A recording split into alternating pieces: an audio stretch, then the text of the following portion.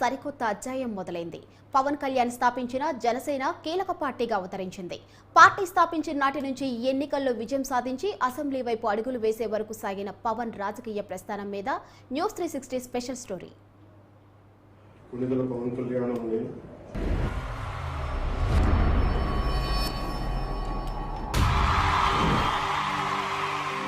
కళ్యాణ్ ప్రమాణం చేసి నిష్ఠాపూర్వకంగా ప్రమాణం చేస్తున్నాం. నిర్దేశించిన విధంగా భారత రాజ్యాంగం పట్ల పూర్తి విశ్వాసాన్ని కలిగి ఉంటానని, దాని సమైక్యత సార్వభౌమత్వాన్ని కాపాడుతానని కనుగొన్నాను.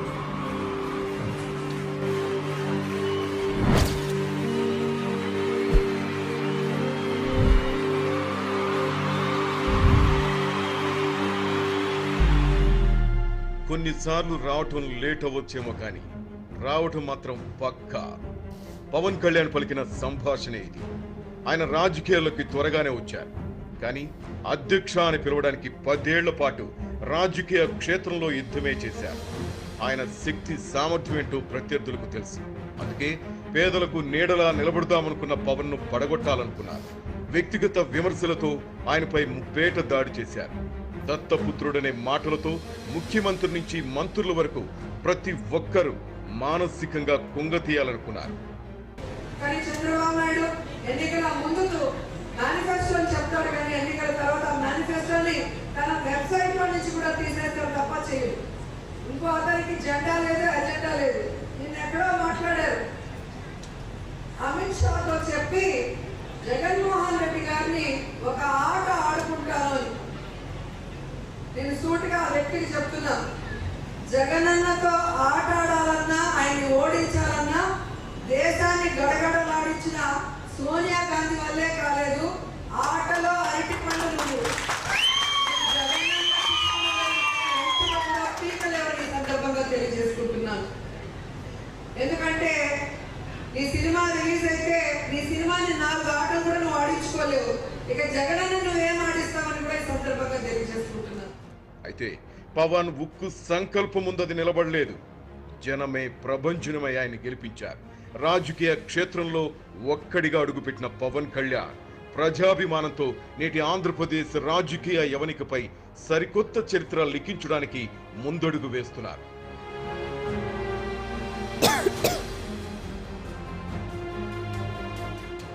పదేళ్లు పదవి, అధికారం వంటివి లేకుండా అజ్ఞాతవాసం లాంటి జీవితం సాగించిన పవన్ ఇప్పుడు అధ్యక్ష అంటూ అసెంబ్లీలోకి అడుగు పెట్టబోతున్నారు.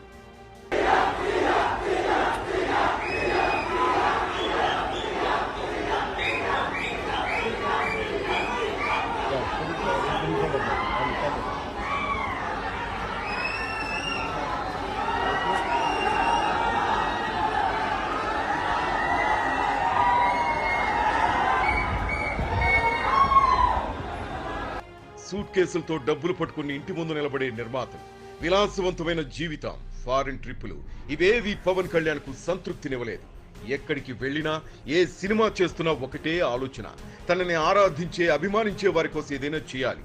అందుకు ప్రజా క్షేత్రమే తనకు సరైన వేదిక అని భావించారు.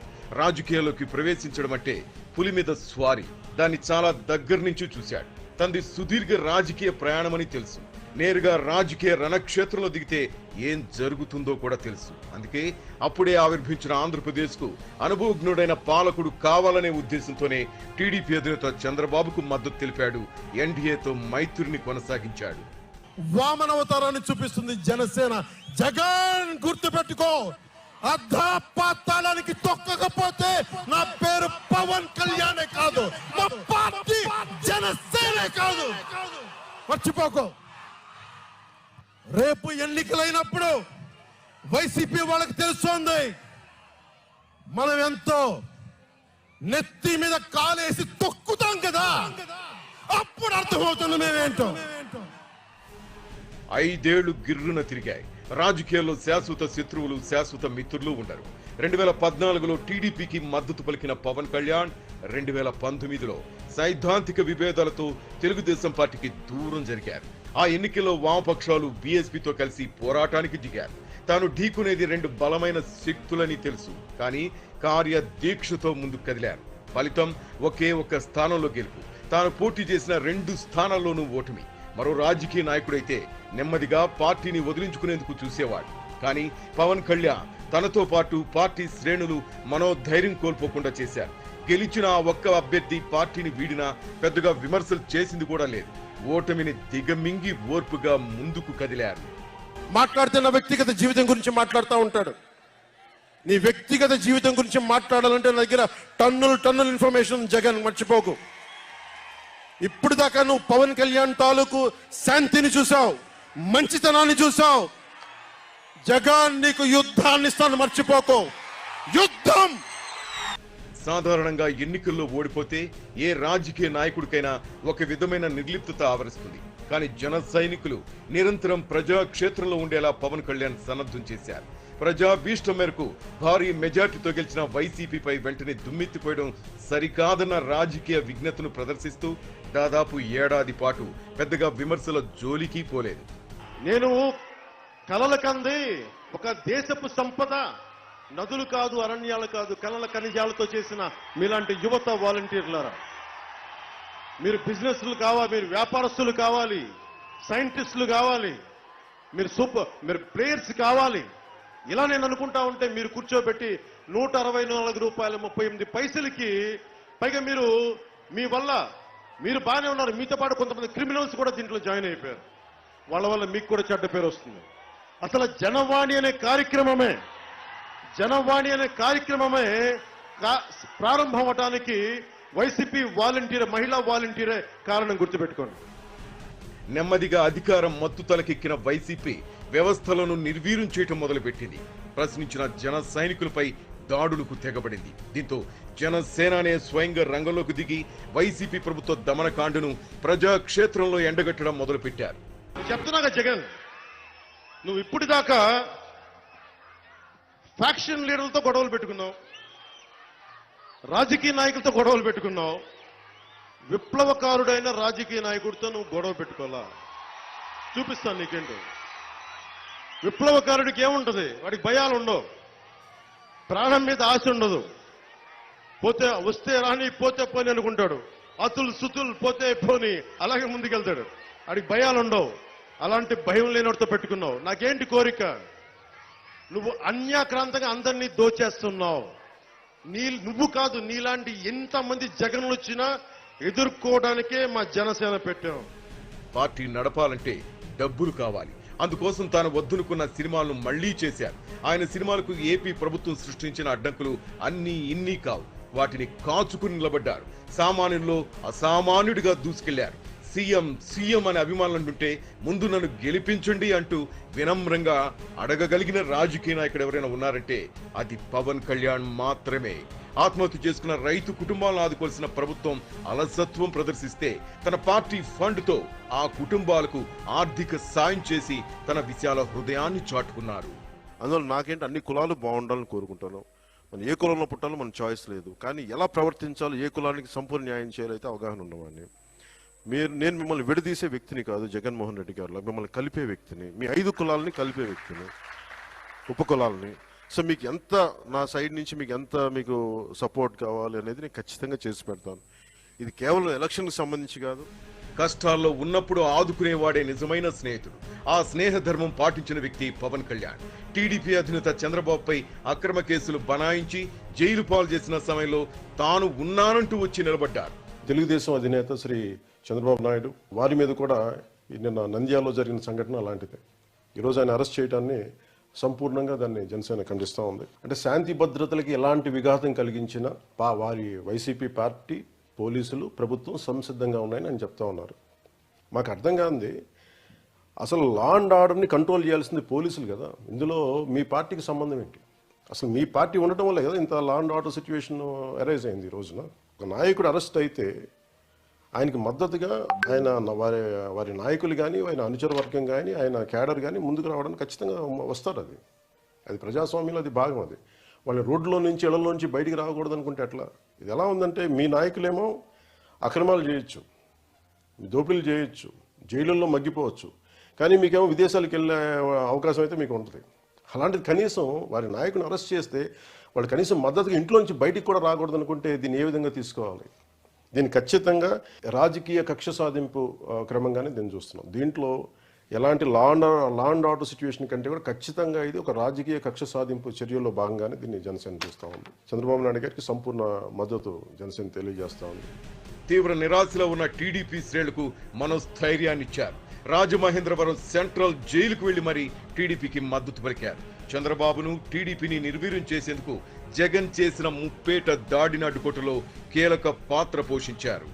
అతను చేసిందంతా ఎదుర్కొన్నారని చెప్పి ప్రతి ఒక్కళ్ళు ఈరోజు నేను కూడా జైల్లో పెట్టడం చాలా బాధాకరం. ఆయనతోటి నాకు విభేదాలు ఉండొచ్చు, అభిప్రాయ భేదాలు ఉండొచ్చు, అవన్నీ పాలనాపరమైనవి, పాలసీ పరమైనవి. ఇది చాలా చాలా రాష్ట్రానికి మంచిది కాదు. ముఖ్యమంత్రి, మంత్రులు మూకుమ్మడి దాడి చేసిన ఒక వ్యక్తిని నేరుగెదుర్కొనే ధైర్యం దమ్ము లేనప్పుడు ప్రత్యర్థులు చేసే నీచమైన పని వ్యక్తిగత విమర్శలు చేసి మానసికంగా కుంగతీయటం. వైసీపీలో ఇలాంటి గురువింద గింజలు చాలానే ఉన్నాయి. అవన్నీ వంతుల వారీగా పవన్ను అనరాని మాటలన్నాయి. టీడీపీకి మద్దతుగా నిలిచిన తర్వాత ఆ విమర్శలు తారస్థాయికి చేరాయి. రాజకీయంగా పార్టీ సిద్ధాంతాల పరంగా విమర్శలు చేయటం ఏమాత్రం తప్పులేదు. కానీ వ్యక్తిగత విషయాలను ఎత్తి చూపుతూ వైసీపీ నాయకులు చేసిన నీచ రాజకీయ విమర్శలు దేశంలో ఏ పార్టీ చేయలేదండంలో సందేహం లేదు. సాక్షాత్తు ముఖ్యమంత్రి కూడా బహిరంగ సభల్లో వ్యక్తిగత దూషణలు చేయటం బహుశా ఆ పార్టీ దిగజారుడుతనానికి నిదర్శనం. వైసీపీ నాయకులు కయ్యానికి ఎంతలా కాలు దువ్వినా పవన్ కళ్యాణ్ మనోస్థైర్యాన్ని కోల్పోలేదు, తన శ్రేణులను కోల్పోనివ్వలేదు. నాన్ లోకల్ ప్యాకేజ్ ఇస్తారు ఈ పెద్ద మనిషి చంద్రబాబు నాయుడు గారికి. ఇంకొక పార్ట్నర్ ఈ పెద్ద మనిషి ఆంధ్ర పాలకులకు చుక్కలు చూపిస్తా అని చెప్పి తెలంగాణలో డైలాగులు కొడతాడు. ఆంధ్ర పాలకులకు ఈ పెద్ద మనిషి చుక్కలు చూపిస్తాను అని చెప్పి తెలంగాణలో డైలాగులు కొడతాడు. ఈ ప్యాకేజీ ఇస్తారు, ఈ మ్యారేజ్ ఇస్తారు.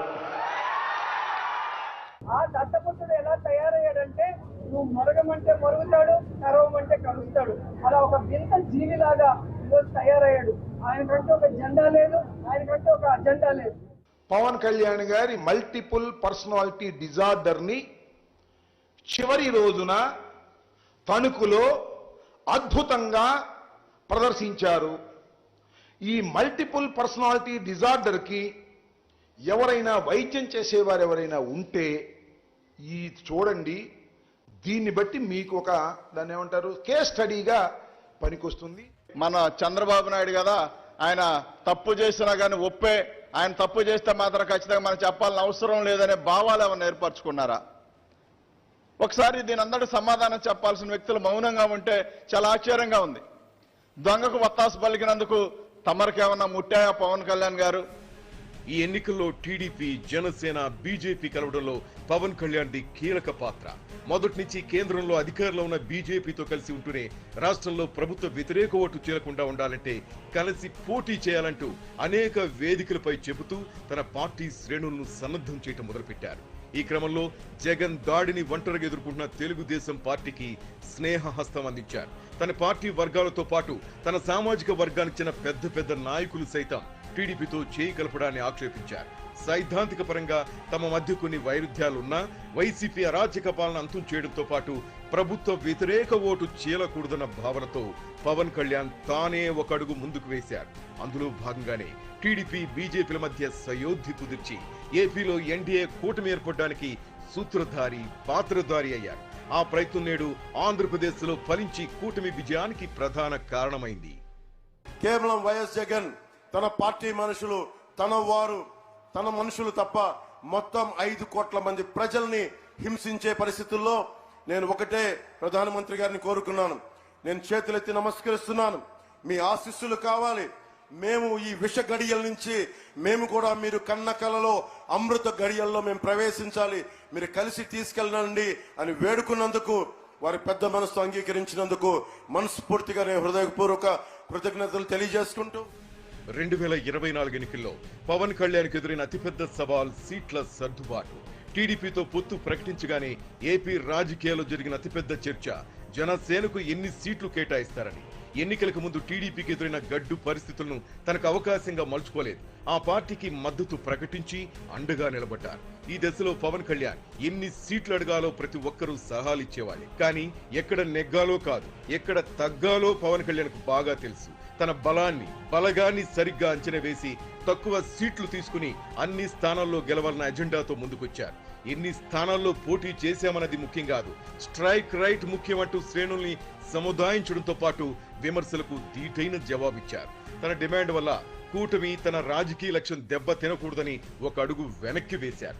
నిరాశపడిన జనసేన శ్రేణులకు సర్ది చెబుతూ ముందుగా ఏపీలో జనసేన గుర్తింపు ఉన్న రాజకీయ పార్టీగా అవతరించాలంటూ అసెంబ్లీ ఎన్నికలకు సమాయత్తం చేయడమే కాదు, ఈ ఎన్నికల్లో పోటీ చేసిన అన్ని స్థానాల్లో విజయం సాధించి ఆంధ్రప్రదేశ్ రాజకీయాల్లో సరికొత్త అధ్యాయానికి తెరతీశారు పవన్ కళ్యాణ్. ఏం మాట్లాడాలి ఈ రోజున అనుకుంటా ఉన్నాను. నా జీవితంలో ఎప్పటిదాకా విజయం తెలియదు నాకు. భారతదేశంలో 100కి 100% కొట్టామంటే జనసేన.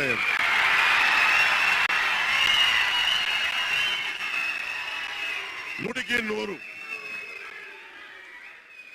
ఇది ఎందుకు ఈ విజయం జనసేన లేదంటే జన సైనికుల్లో వీర మహిళల్లో జనసేన నాయకులది కాదు, కేవలం వారిదే కాదు, 5 కోట్ల మంది ప్రజల ఆకాంక్షదే. మనందరికీ చాలా జాగ్రత్తగా ఉండాల్సిన సమయం ఇది. కక్ష సాధింపుల సమయం కాదు ఇది. ఆంధ్రప్రదేశ్ భవిష్యత్తుకి పునాది, బలమైన పునాది వేసే సమయం. అన్నం పెట్టే రైతుకి అండగా ఉండే సమయం ఇది. రక్షణ లేని ఆడబిడ్డలకి రక్షణ కల్పించే సమయం ఇది. నాకు చాలా పెద్ద బాధ్యత ఇచ్చారు ప్రజలు ఈ రోజున. మామూలు బాధ్యత ఇవ్వాల. గెలిచింది, పోటీ చేసింది 21, 2 పార్లమెంట్లు గెలిచింది 100కి 100%. కానీ బాధ్యత ఎంత ఉందంటే 175 సీట్లు మనం గెలిస్తే ఎంత బాధ్యత ఉందో అంత బాధ్యతతో మేము పనిచేస్తాం. భారతంలో పాండవులు అజ్ఞాతవాసం చేసింది కేవలం 1 ఏడాది మాత్రమే. అయినా అసెంబ్లీలో అడుగుపెట్టడానికి పవన్ కళ్యాణ్ 10 సంవత్సరాలు వేచి చూడాల్సి వచ్చింది. ఈ దశాబ్ద కాలం పాటు పవన్ చూపిన పోరాట పటిమను కొనసాగిస్తే భవిష్యత్తులో ఆంధ్రప్రదేశ్ రాజకీయాల్లో సరికొత్త పవనాలు వీడమే కాదు, ఒక బలమైన శక్తిగాను ఎదుగుతాడడంలో ఎలాంటి సందేహం లేదు. పవన్ కళ్యాణ్ అంటే ఆంధ్రప్రదేశ్ ప్రజల భవిష్యత్తు. పవన్ కళ్యాణ్ అంటే ఈ దేశపు యువత కాలంలో. పవన్ కళ్యాణ్ అంటే కన్నీళ్లు తుడిచే చెయ్య. పవన్ కళ్యాణ్ అంటే అర్ధరాత్రి పరిగెత్తుకుంటా వచ్చి ప్రాణాపాయంలో ఉన్న 108 అంబులెన్స్. పవన్ కళ్యాణ్ అంటే ఆడబిడ్డలకి రక్షణగా ఉండి చేతికి కట్టే రాఖీ. పవన్ కళ్యాణ్ అంటే పెద్దోళ్ల భుజం మీద ఉన్న కండువా. గర్వంతో ఎగిరే జాతీయ జెండా పవన్ కళ్యాణ్ అంటే.